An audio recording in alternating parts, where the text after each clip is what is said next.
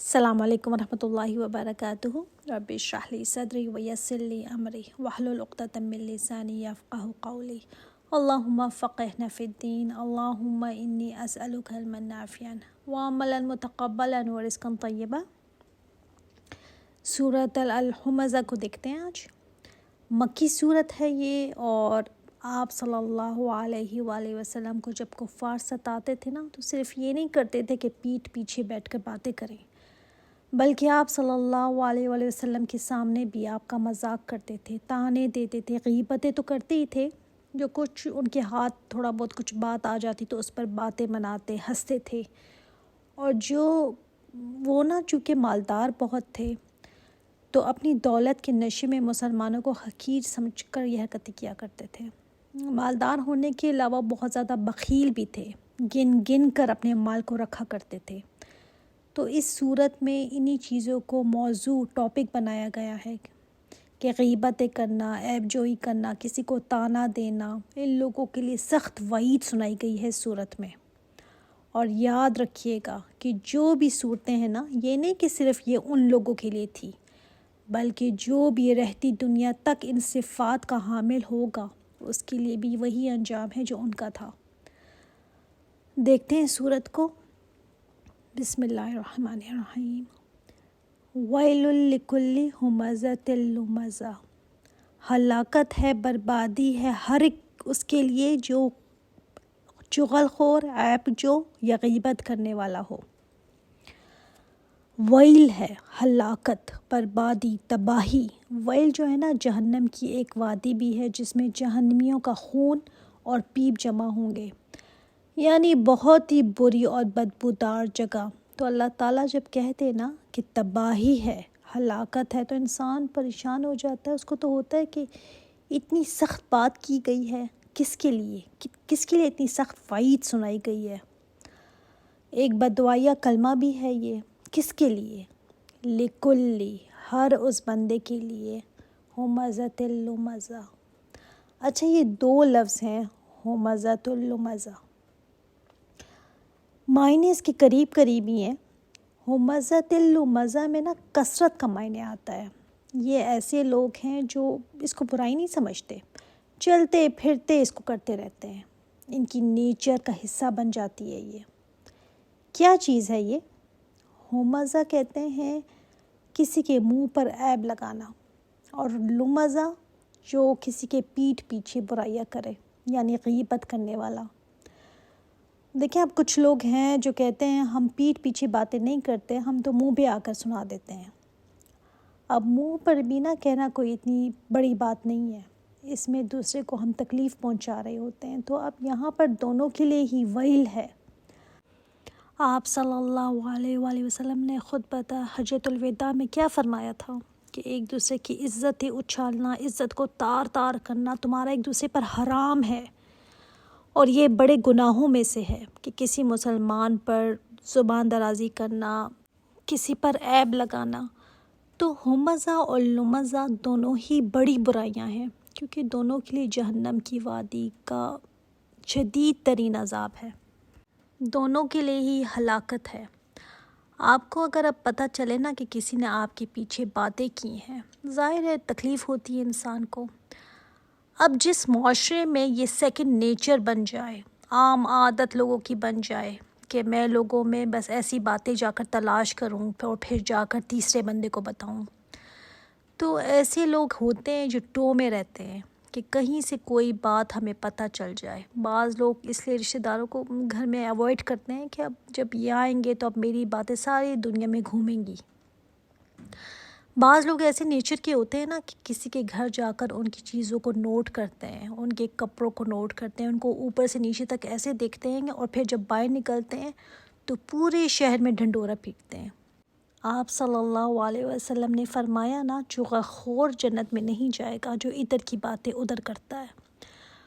آپ صلی اللہ علیہ وسلم دو قبروں کے پاس سے گزرے تو ان کو عذاب ہو رہا تھا، ایک کو پیشاب کی وجہ سے کہ وہ پیشاب سے احتیاط نہیں کرتا تھا، اور دوسرا چغل خور تھا۔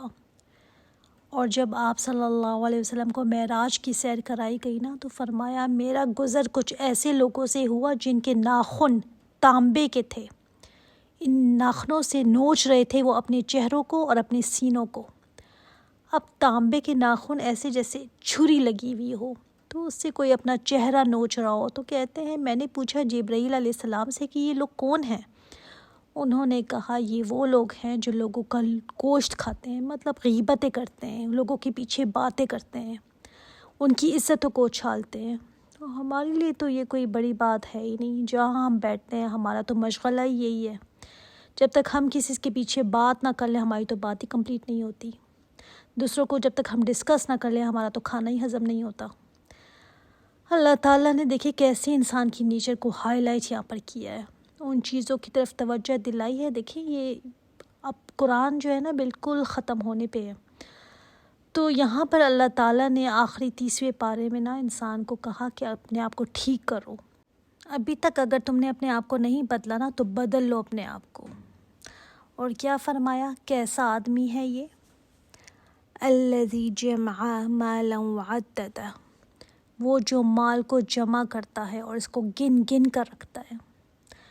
یہ وہ بندہ ہے جو مال جمع کر کر کے رکھتا ہے اور پھر ہر وقت اس کی کاؤنٹنگ میں لگا رہتا ہے، بار بار گننا پیسوں کو۔ یہ بھی حرص کی علامت ہے نا۔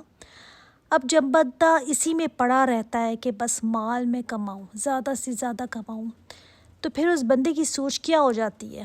یہی ہو جاتی ہے نا کہ اب میں اور کیسے کماؤں اس کو، کیسے اس کو اور جمع کروں، 2 کا 4 کروں، 4 کا 6 کروں۔ پھر یہ سوچ کہ میرے پاس کتنے ہو گئے ہیں کتنے ہو گئے ہیں، اس کی کاؤنٹنگ میں ہی لگے رہنا۔ اور مال سے مطلب صرف کرنسی نہیں، مال میں جو بھی آتا ہے، پراپرٹی ہو گئی، زیور، سونا، چاندی، سبھی اس میں آ جاتا ہے۔ اب کتنے ہی لوگ ہیں نا جو بس اسی میں زندگی گزارتے ہیں، ان کے ڈے اینڈ نائٹ کی سوچ کیا ہے، دماغ پر ان کے کیا سوار رہتا ہے؟ کاؤنٹنگ ہی چلتی رہتی ہے ان کے دماغ میں۔ اور ہمارے امام صاحب نے مسجد میں ایک دفعہ بتایا کہ کسی کی موت کا وقت جب قریب آیا نا تو اسے کہا گیا، پتہ چل گیا تھا کہ آخری وقت چل رہا ہے، تو اسے کہا کلمہ پڑھو۔ تو وہ نا اپنی انگلیوں سے ایسے حساب کتاب نا ایسے کر رہا ہے۔ تو وہاں پر بیٹھے ایک لوگوں نے، ایک مولوی نے پوچھا ان سے، ان کے رشتہ داروں سے کہ کیا ہو رہا ہے؟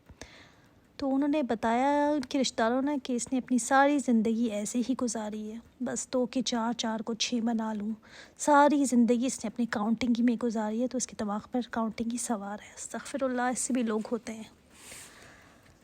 تو یہ لوگ اتنے کنجوس ہوتے ہیں نا کہ ان سے خرچ نہیں ہوتا۔ سب سے زیادہ بخیل تو وہی نا جو اپنے آپ پر بھی پھر خرچ نہ کرے۔ یحسب ان مالہ اخلدہ، یہ بندہ کیا سمجھتا ہے کہ اس کا مال ہمیشہ اسے زندہ رکھے گا؟ اور واقعی میں بعض لوگ ساری زندگی کما کما کر پھر ان کو لگتا ہے کہ اتنا کچھ آ گیا ہے نا میرے پاس، تو ان کو لگتا ہے کہ اب میں آرام سے بیٹھ کے بس کھاؤں گا، یہ ہمیشہ میرے پاس رہے گا، اب میں انجوائے کروں گا۔ اس مال میں اتنے غرق رہتے ہیں نا، اتنا سوار ہوتا ہے ان پر کہ مال جو ہے نا ان کو بھول جاتا ہے کہ انہوں نے واپس جانا ہے، انہوں نے مرنا ہے۔ ان کو ہوتا ہے کہ بس میں یہیں پر ہوں، یہی دن رات ہیں، ایسے ہی چلتا رہے گا، ایسے ہی صبح ہوگی، ایسے ہی شام ہوگی۔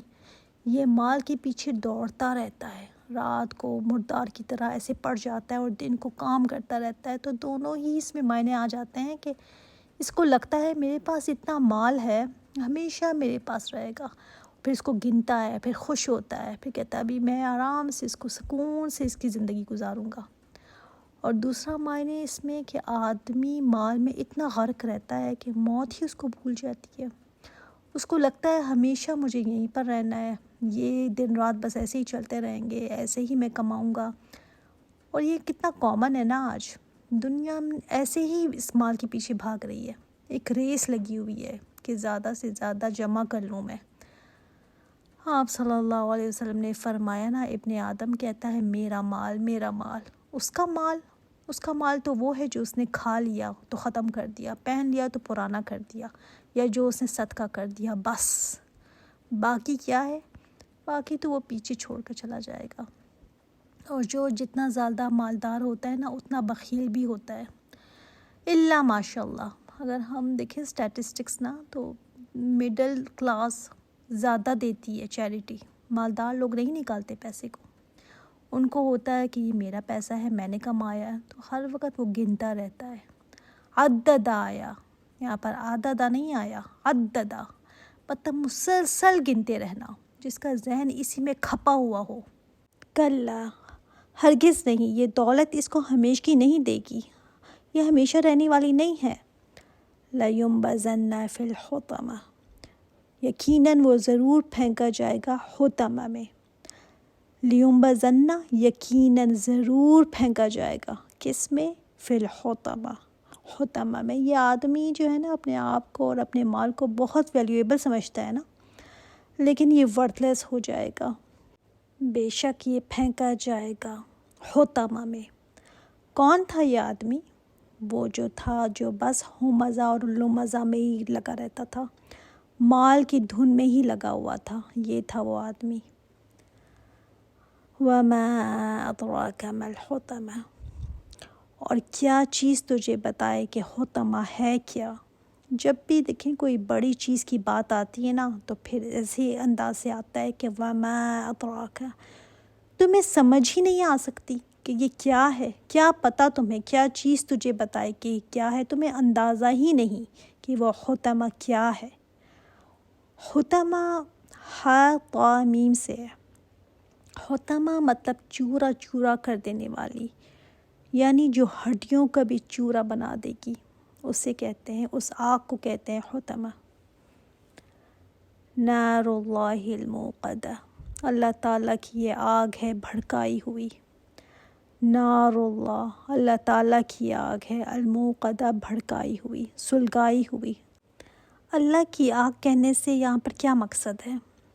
سوچیں ذرا، جیسے آپ کو کہا جائے یہ صدر کی گاڑی ہے یا یہ وزیر اعظم کا گھر ہے تو ایک دم ذہن میں بڑائی کی بات آ جاتی ہے نا۔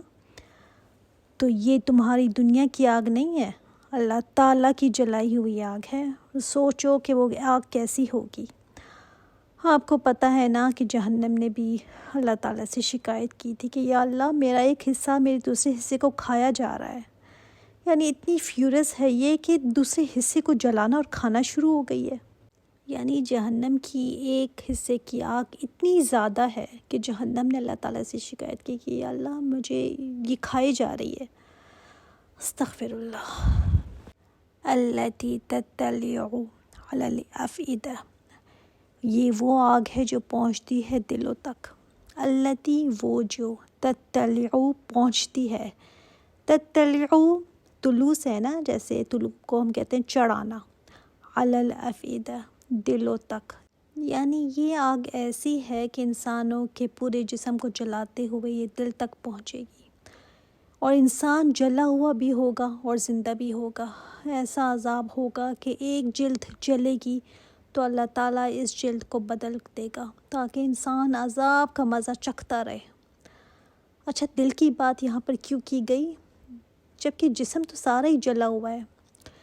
تو اس دل میں نا لوگوں کے بارے میں جو باتیں آتی تھیں، اسی دل میں اپنی اور مال کی محبت ایسی تھی کہ کسی پر سپینڈ کرنے کو دل نہیں چاہتا تھا۔ تمہیں پتہ تھا کہ تمہارے ارد گرد یتیم ہے، غریب ہے، مسکین ہے، ضرورت مند ہے، مگر تم تو جمع کرنے میں لگے ہوئے تھے۔ گن گن کر تم نے پوری زندگی اسی میں گزار دی۔ عددا، بس تم گنتے ہی رہتے تھے۔ کیوں؟ کیونکہ فوکس یہ تھا نا کہ اب کتنے ہو گئے اور اب کتنے ہو گئے۔ اس کی بلا سے کوئی جیتا ہے یا مرتا ہے، اس کو کیا، یہ تو بس گنتا ہی رہتا تھا۔ اور ہمزہ اور لمزہ کے لیے کتنی بڑی وعید ہے، کتنی بڑی یہ بات ہے کہ یہ آگ جو ہے یہ دل تک چڑھے گی ان کے، کیونکہ دل میں جذبات آتے ہیں نا پھر ہی زبان کھلتی ہے۔ غیبت بھی کب ہوتی ہے؟ جب دل میں پہلے بات آتی ہے پھر انسان کی زبان پہ آتی ہے۔ غیبت کرنا، کسی کے پیچھے باتیں کرنا دل میں سب سے پہلے آتا ہے، پھر جا کر زبان پر آتا ہے۔ اِنَّهَا عَلَيْهِمْ مُؤْصَدَةٌ فِي عَمَدٍ مُمَدَّدَةٍ، بے شک وہ آگ ان پر بند کر دی جائے گی، فی عمد ممددہ، لمبے لمبے ستونوں میں۔ سوچیں جیسے تندور ہے نا یا اوون ہے یا پریشر کوکر سمجھ لیں، اس کو اوپر سے ٹائٹ بند کر دینا تاکہ اندر ہی اندر چیز پکے، تو یہ آگ ان پر ایسے بند کی جائے گی، یعنی اوپر سے ڈھکن لگا دیا جائے گا۔ استغفر اللہ، استغفر اللہ، اللہم اجرنا فی النار، اللہم اجرنا من النار، اللہم اجرنا من النار۔ انسان کو ذرا سی بھی گرمی لگے نا تو اس کو ہوتا ہے کہ میں باہر نکلوں، اور باہر گرمی ہو تو انسان کہتا ہے میں گھر کے اندر آ جاؤں. لیکن یہ کیسی ہوگی عاد مؤصدہ، یعنی بند کر دی جائے گی ان پر کہ کہیں نکلنے کا راستہ نہیں ہوگا ان کے پاس. اور گرم جگہ کو بند کر دیا جائے نا تو انسان کو تو پھر سانس بھی نہیں آتا. فی عمد ممددہ، لمبے لمبے پلرز میں یہ ہوگی آگ، اور اس میں یہ ڈالے جائیں گے، اور پھر اس کو سیلڈ کر دیا جائے گا. ان پلرز کے دروازوں کو سیلڈ کیا جائے گا. اللہ اکبر. یا اللہ ہمیں معاف کر دے، معاف کر دے یا رب، ہمیں معاف کر دے ان سب سزاؤں سے. یا اللہ ہمیں محفوظ رکھنا. آمین. السلام علیکم ورحمۃ اللہ وبرکاتہ.